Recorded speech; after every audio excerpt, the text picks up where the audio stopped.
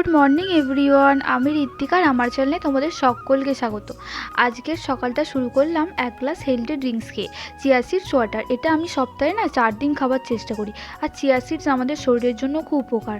এটা আমি শরীরকে সুস্থ রাখে, সতেজ রাখে, আর আমাদের শরীরে কোনো রকম ব্যাড কোলেস্ট্রল হতে দেয় না। এটা খেয়ে নেবার পর আমি ছাদে একটু হাঁটাহাঁটি করে নিচ্ছি। যদিও আমাদের সকালে 30 মিনিটস করে হাঁটা উচিত, তবে আমার হয় না, কারণ এত ঠান্ডা সকালে উঠতে ভালো লাগে না। তাই ছাদে একটু হাঁটাহাঁটি করি। তারপর স্নান করে বসে পড়েছি রোদে একটু চুলটা শুকনো করতে। আর আজ একটু দিয়েছি চুলে শ্যাম্পু, তাই চুলটা শুকনো হতে অনেক সময় লাগছিলো।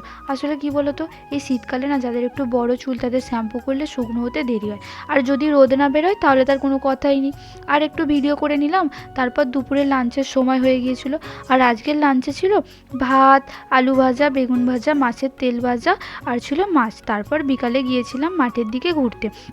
আর এই যে গাঁদা গাছটা দেখছো না, এটা আমার মা বসিয়েছে। আর এখানে যে ফুলগুলো হয়, প্রতিদিন সকালে আমার মা ঠাকুরকে এই ফুলগুলো দিয়ে পুজো দেয়। আর তোমরা যে আগের দিনে গাছগুলো দেখলে, ওই গাছগুলো এসেছে আজকে বসাতে। এটা হচ্ছে সেই পেয়ারা গাছটা, যে গাছটা আমার ভাই বসিয়ে দিচ্ছে। বসিয়ে ভালো করে মাটি দিয়ে একটু জল দিয়ে দিচ্ছে। এটা জল দিয়ে দেওয়ার পর আর একটা যে গাছ দেখেছিলে বক ফুলের গাছ, সেই গাছটাও বসিয়ে দেবে। তারপর বসিয়ে এটাও ভালো করে মাটি দিয়ে দিচ্ছে।